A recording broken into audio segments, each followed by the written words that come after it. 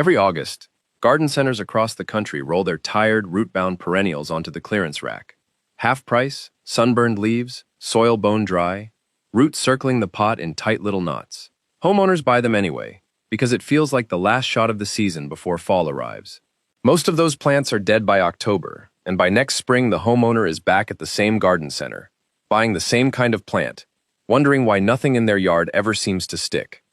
There's a smarter way to plant in August, and it doesn't involve rescuing sad clearance rack perennials, and it doesn't involve waiting until next spring either. Today I'm walking you through 9 perennials that actually want to go into the ground right now, in August, while the soil is still warm and the roots have 2 full months to settle in before the ground freezes.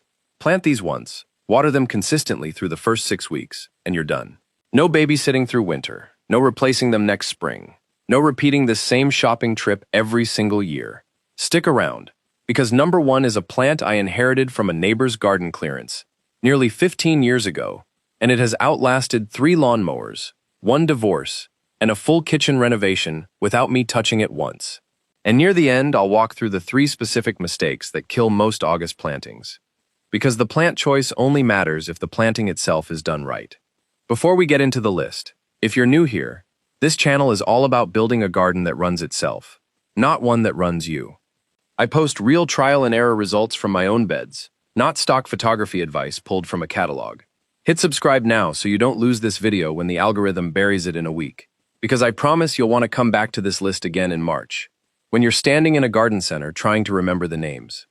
And if you've got a plant that's survived years of total neglect in your own yard, drop the name in the comments before you even finish watching this video. I want to see the pattern across regions, because what thrives untouched in Georgia is not always what thrives untouched in Minnesota, and the comments on this channel have taught me more about regional toughness than any book ever has. Okay, let's get into it. Number 9, Russian Sage, Borovskia atriplycifolia. Number 9, Russian Sage, the silvery, airy perennial with the tall spikes of lavender blue flowers that shows up in almost every low-water garden photo you've ever pinned and never actually planted. Here's why August is the right time for it. Russian sage hates wet feet. Spring planting means it's sitting in cool, damp soil for weeks before it can establish, which is exactly the condition that kills it before it ever gets going. Planted in August, the warm soil pushes root growth fast, and by the time fall rains arrive, the plant is already anchored deep enough to shrug them off. It wants full sun and soil on the leaner side. Don't amend it with rich compost. That's the one mistake that makes it flop open by midsummer. Give it a hot, dry, slightly neglected corner, and it rewards you with silvery foliage that smells faintly of sage when you brush past it, and a haze of blue-purple bloom from July through the first hard frost. Deer walk right past it. Rabbits don't touch it. I have never once fertilized mine, and I never intend to. A design tip worth knowing: pair Russian sage behind a lower mound of a warm-colored perennial, like Coreopsis or Gaillardia. The silver foliage acts as a neutral backdrop that makes any warm color in front of it look more saturated, which is the kind of trick professional garden designers charge for, and homeowners get for free, just by knowing to do it. By the 3rd year, the clump is 3 feet wide and doing the job of a small shrub for the price of a perennial, and it will keep doing that job for the next 15 years without you touching the soil around it again. Number 8, Threadleaf Coreopsis, specifically the cultivar Zagreb. Not the taller, floppier Coreopsis varieties that need staking by July. Zagreb stays a tidy 12 to 18 inches and holds its shape without any support at all, which matters more than it sounds like it should. This is the plant for the gardener who wants non-stop yellow without any maintenance conversation attached to it. Fine. Ferny foliage covered in small golden yellow daisy flowers from June clear through September. Planted in August, it has just enough of the growing season left to put down a strong root system before winter, and it comes back thicker the following June, not thinner, which is not something you can say about most perennials planted this late in the season. I made the mistake early on of planting the taller moonbeam variety along a front walkway. Beautiful for about 3 weeks. Then it splayed open in a summer thunderstorm and looked like it had been sat on for the rest of the season. I switched to Zagreb the following August and never touched it again. 9 years later, same clump, same tidy mound, 0 staking, 0 regrets. One thing nobody tells you about Coreopsis: it's one of the few perennials that actually blooms better in slightly poor soil than in rich, amended garden beds. If your soil is heavy clay you've been fighting for years, that's not a strike against Coreopsis. That's exactly the situation where it performs its best. Full sun, average soil, drought-tolerant once established. This is a plant that thrives on being ignored, and if you're the kind of gardener who forgets to water for 2 weeks in August, this is the plant that forgives you for it. Quick pause. If you're finding this useful, tap that like button now. It genuinely tells YouTube to put this in front of more gardeners who are tired of replacing the same plants every spring, and it costs you nothing but a second. And I want to know, are you planting these in a full sun bed, or are we dealing with shade? Type sun or shade in the comments so I know what to cover more of in future videos, because the shade garden requests have been piling up, and I want to gauge how many of you are actually working with that condition before I build the next list around it. Number 7. Autumn blooming anemone, Honorine Jobert. Number 7. Japanese anemone, the cultivar Honorine Jobert. Pure white single flowers on tall, wiry stems that bloom from late August straight through October, meaning this plant is starting its show right around the time you're planting it, which is a rare thing in the perennial world. This one's a bit of a secret weapon, because most gardeners don't think about fall-blooming perennials at all when they're planting a bed. Everything else on this list is winding down or already finished by September. Honorine Jobert is just getting started, which means your border stays alive and interesting long after the coneflowers and daylilies have gone quiet, and the whole yard starts to look tired. It prefers part shade to full sun, tolerates a range of soils, and spreads slowly by underground rhizomes to form a graceful colony over time. Not aggressively, just steadily, filling in gaps the way a good perennial should, rather than swallowing its neighbors the way an aggressive spreader would. Planted in August, in soil that stays reasonably moist, and it will reward you every single autumn from here on out, with almost no attention required. Fair warning, it takes a season or two to really hit its stride, so don't judge it by year 1. By year 3, you'll have a cloud of white flowers moving in the breeze, exactly when the rest of the garden has nothing left to offer, and that timing alone makes it worth the wait. Number 6. Sea Holly, Eryngium planum. Number 6. Sea Holly, the steel blue, thistle-like flower that looks like something out of a science fiction film, and that almost nobody plants on purpose, which is honestly a shame, because it might be the single toughest perennial on this entire list. Sea holly wants poor, sandy, well-drained soil, the kind of ground most gardeners are embarrassed of and try to fix with truckloads of compost. Rich garden soil is actually the enemy here. It makes the plant leggy and short-lived. Give it the worst spot in your yard, the one where nothing else grows, full sun, minimal water, and it will thank you with metallic blue flower heads from July through September that dried flower arrangers pay real money for at farmers markets. It's a taproot plant, so pick the spot carefully the first time. It resents being moved once established, the same way a carrot resents being transplanted halfway through the season. Once it's in, deer avoid it entirely, rabbits avoid it, and it self-sows just enough to fill gaps without ever becoming a nuisance the way some self-seeders do. If you've got a hot, dry, forgotten strip along a driveway or fence line, the kind of spot you've given up on planting anything in, this is the plant for it, and it might be the only thing that's ever actually thrived there. Number 5. Hardy hibiscus. Summer storm. Number 5. Hardy hibiscus. Specifically the summer storm variety, with the deep burgundy foliage and the dinner plate-sized rose-pink blooms. This is the plant that makes visitors stop mid-conversation and ask what it is, because most people have only ever seen tropical hibiscus that dies the moment frost touches it and assume this is the same thing. Hardy hibiscus is a different animal entirely, root hardy, well below freezing, dying back completely to the ground each winter and returning bigger every single spring, the way a perennial is supposed to behave. Planted in August, the roots establish through the remaining warm weeks, and even though the top growth won't do much this year, what you're really planting is next year's 4-foot-wide flowering shrub, not this year's disappointment. It wants full sun and consistently moist soil. This is the one plant on the list that actually appreciates a low spot in the yard where water tends to collect, the kind of spot that drowns most other perennials. Once established, expect blooms the size of dinner plates from July through September, and a plant that gets larger and more dramatic every year, without any division required. Ever.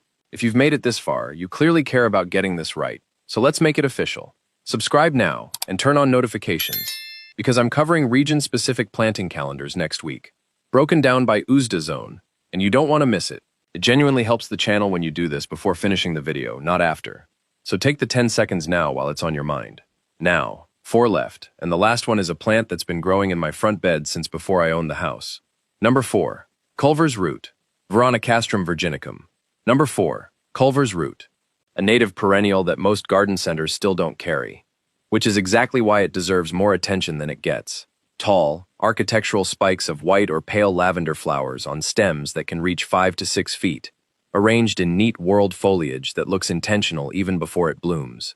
This is a native prairie plant, which means it's built for exactly the kind of August planting we're talking about. It evolved to establish in warm soil and tolerate long dry spells once its roots are down, because that's literally the climate it grew up in for thousands of years before anyone was gardening it on purpose. It wants full sun to light shade, and doesn't demand rich soil. Bees and butterflies treat it like a buffet from July through September. The height makes it a natural back-of-border plant, and because the stems are sturdy, it rarely needs staking even at full size, unlike most tall perennials that flop the moment a summer storm rolls through. Plant it once, and it becomes a vertical anchor that ties an entire bed together for the next 20 years. Number 3. Threadleaf Blue Star.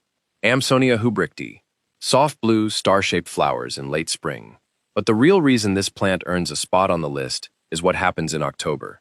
The fine, needle-like foliage turns a brilliant golden yellow that rivals any tree in your yard, and holds that color for weeks longer than most fall foliage does. Planted in August, this native perennial settles in fast and needs almost nothing from you afterward. No fertilizing, no dividing, no supplemental water beyond the first year. Deer leave it alone entirely. It forms a neat, rounded mound about 3 feet tall and wide, and it holds that shape without sprawling or flopping for decades, which is rare for a plant this fine-textured. It's slow to reach its full size, so don't expect drama in year 1. What you're doing is planting the plant your future self will thank you for every single autumn from here forward, long after you've forgotten you planted it.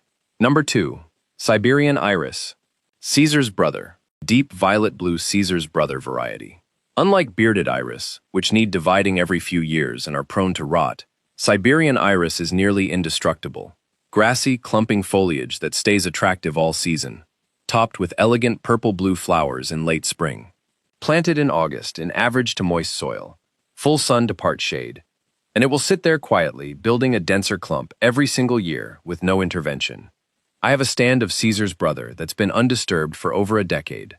No dividing, no disease, no pest issues, just a slightly larger, slightly more floriferous clump every June than the year before. The foliage itself is worth the space even after bloom. Narrow, upright, grass-like leaves that add texture to a border all summer long, which is more than you can say for most spring-blooming perennials that go ugly and floppy the moment the flowers finish, and the foliage is left to fend for itself. Number 1. Peony, and if you've watched any of my other videos, you probably saw this coming. The peony. There's a peony in my front bed right now that was already established when I bought this house. The previous owner told me it had been there since the 1970s. I've done nothing to it in the 15 years I've owned this property except cut flowers from it every May and cut the foliage back every November. It has never been fed, never been divided, never been sprayed for anything, and it comes back fuller every single spring, without fail, regardless of what kind of winter came before it. If you're going to plant one thing this August and never think about it again for the rest of your life, make it a peony, the single detail that matters more than anything else on this list. Plant the eyes, the small pink buds at the base, no more than 2 inches below the soil surface. Bury them too deep and the plant will grow leaves for years and never flower, and you'll spend a decade wondering what you did wrong. Get that one detail right and you've planted something that will outlive the house you're planting it next to, and possibly the next 3 owners of that house. August planting gives the roots the entire fall to establish before the ground freezes, so next spring's growth starts strong instead of catching up from a late spring planting the way most gardeners do it by accident. 3 mistakes that kill August plantings. Before we wrap up, 3 quick mistakes that will undo everything on this list if you're not paying attention to them. Mistake 1. Watering too shallow. August heat tempts people into a quick 5-minute sprinkle every evening, which trains roots to stay near the surface where they'll bake the first time you skip a day. What these plants actually need is a deep, slow soak 2 to 3 times a week for the first 6 weeks, enough that the water reaches 6 to 8 inches down, not just wets the top inch of soil. Mistake 2. Skipping the mulch.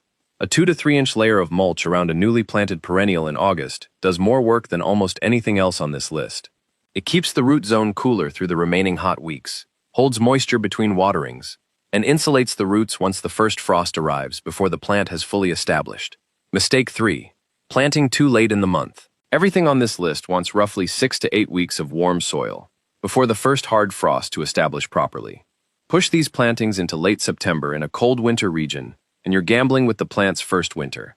If you're watching this in the back half of August, plant this week, not next month.